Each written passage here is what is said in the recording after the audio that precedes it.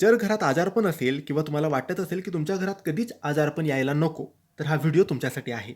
मित्रांनो, ज्यांच्या घरात आजारपण येतं, कोणीतरी घरात आजारी असतं, त्यांना माहीत असतं की किती सोसावं लागतं त्या परिवाराला. जर तुमच्या घरात कोणीही सारखा आजारी राहत असेल, तर हा व्हिडिओ तुमच्यासाठी आहे. किंवा तुम्हाला वाटत असेल की माझ्या घरात कधीच आजारपण, रोग, व्याधी यायला नको, तर हा व्हिडिओ तुमच्यासाठी आहे.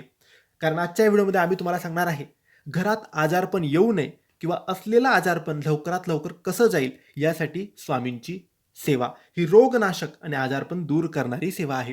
ही कोणत्याही दिवसापासून सुरू करावी, सकाळी किंवा संध्याकाळी कोणत्याही एका वेळेस करायची. घरातल्या कोणत्याही सदस्याने केली तरी संपूर्ण घरावर, संपूर्ण परिवारावर या सेवेचा लाभ होतो. या सेवेमध्ये तुम्हाला फक्त 4 गोष्टी करायच्या आहेत आणि हे 4 गोष्टी करण्यासाठी तुमच्याकडे नित्यसेवा ही पोथी हवी. पहिली गोष्ट आहे तारक मंत्र. तुम्हाला एक वेळेस तारक मंत्र वाचायचा आहे. तुमच्याकडे नसेल तर Googleवर सर्च करा, मराठीमध्ये तारक मंत्र तुम्हाला मिळेल.